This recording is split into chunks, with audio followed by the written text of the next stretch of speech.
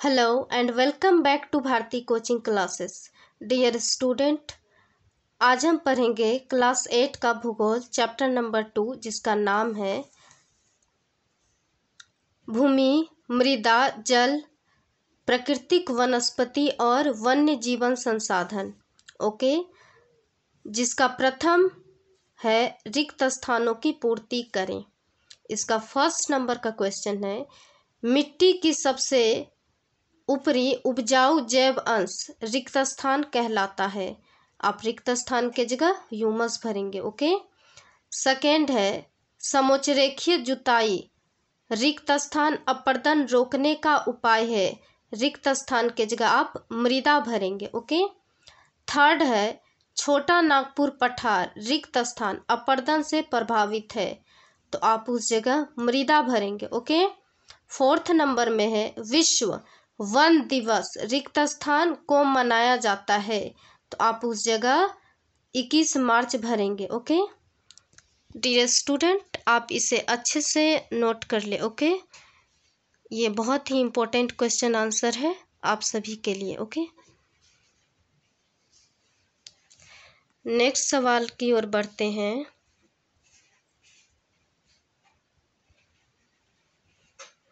Next सवाल है आपका, सही उत्तर लिखें। ओके, जिसका प्रथम है, निम्नलिखित में से कौन सा कारक मृदा निर्माण का नहीं है, तो आप अपने बुक से चुनेंगे। इसका उत्तर ख नंबर, मृदा का गठन। सेकेंड है, निम्नलिखित में से कौन सा प्रकृति के संरक्षण के अनुकूल नहीं है, तो आप इसका आंसर चुनेंगे, खरीदारी के पश्चात पॉलीपैक को नष्ट कर देना चाहिए। ओके। नेक्स्ट है आपका, निम्नलिखित में से कौन सी विधि तीव्र ढालों पर मृदा अपरदन को रोकने के लिए सर्वाधिक उपयुक्त है, तो आप इसका आंसर चुनेंगे, समोच्चरेखीय जुताई। ओके, आप इसे अच्छे से नोट कर लें।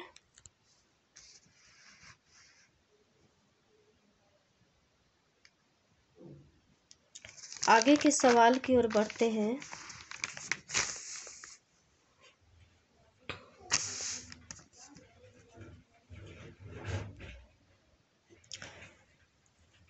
आपका थर्ड नंबर में मिलान करने का कहा गया है। ओके, तो आपको बुक से क्रॉस करके मिलान करना होता है। मैंने यहाँ पर सीधा सीधा कर दिया है, आप उसे इस प्रकार से भी नोट डाउन अपने कॉपी में कर सकते हैं। ओके, नोट कर सकते हैं।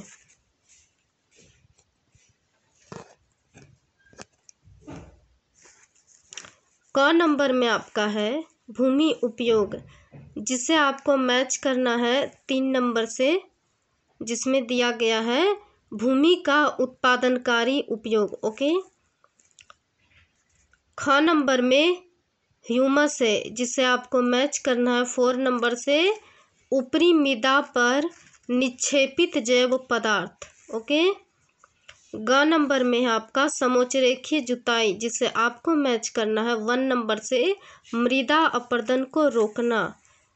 घ नंबर में आपका है कृषि योग्य भूमि, जिसे आपको मैच करना है 2nd नंबर से, कृषि के लिए उपयुक्त भूमि। ओके, आप इसे एक बार अच्छे से देख लें। ओके।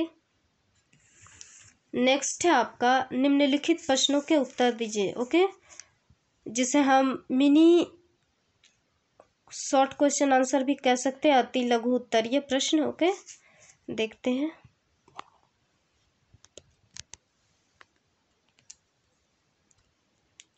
क नंबर में आपको दिया हुआ है, मृदा निर्माण के लिए उत्तरदायी 2 मुख्य जलवायु कारक कौन से हैं, तो इसका उत्तर है, मृदा निर्माण के लिए 2 मुख्य कारक हैं। 1 नंबर में है जनक शैल का स्वरूप और 2 नंबर में है जलवायु। ओके। नेक्स्ट है आपका,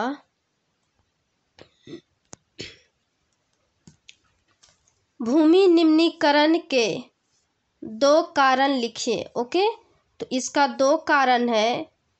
पहला में है मृदा अपर्दन और दूसरा है मृदा में जल का अभाव। ओके, नेक्स्ट सवाल की ओर बढ़ते हैं ग नंबर में, जिसमें आपको दिया हुआ है भूमि को महत्वपूर्ण संसाधन क्यों माना जाता है। ओके, तो इसका उत्तर है भूमि एक महत्वपूर्ण संसाधन है क्योंकि इसका उपयोग विभिन्न कार्यों जैसे कृषि, वानिकी, खनन, गृह निर्माण, सड़कों और उद्योगों की स्थापना तथा किसी देश के भूमि उपयोग से उसकी आर्थिक स्थिति का अनुमान लगाया जाता है। जी हाँ, भूमि का संसाधन के स्वरूप में महत्वपूर्ण माना जाना ये क्यों है? वो इसलिए है क्योंकि इसी भूमि पर हम सभी कार्य को संपन्न करते हैं।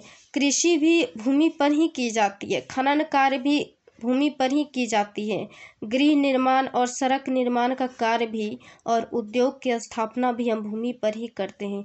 हम इसलिए कह सकते हैं कि भूमि एक महत्वपूर्ण संसाधन है। ओके, नेक्स्ट सवाल की ओर बढ़ते हैं।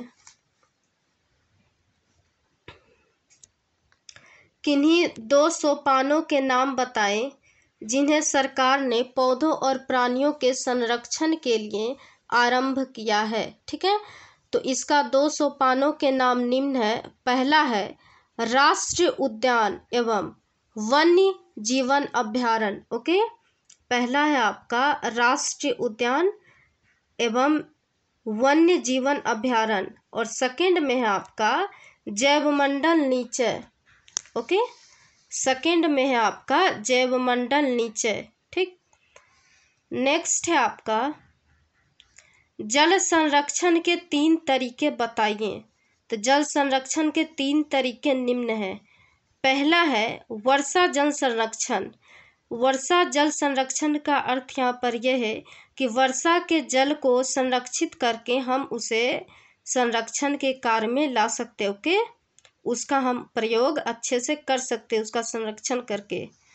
दूसरा है जल का पुनः चक्रण और पुनः उपयोग। जी हाँ, वर्षा के ही जल को हम संग्रहण करके और उसका संरक्षण करके हम उसका पुनः चक्रण और पुनः उपयोग कर सकते हैं।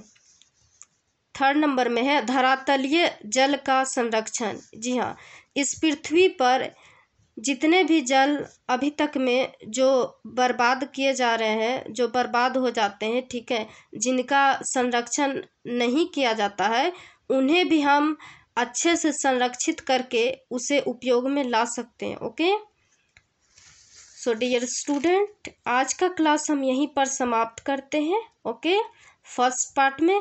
सेकेंड पार्ट में हम और भी आगे के सवालों को डिस्कस करेंगे। Okay, so dear student, have you any question or doubts? Please write in comment section. I will reply you. Okay, and if you like this video, please do share and subscribe our channel and press like button. Thanks.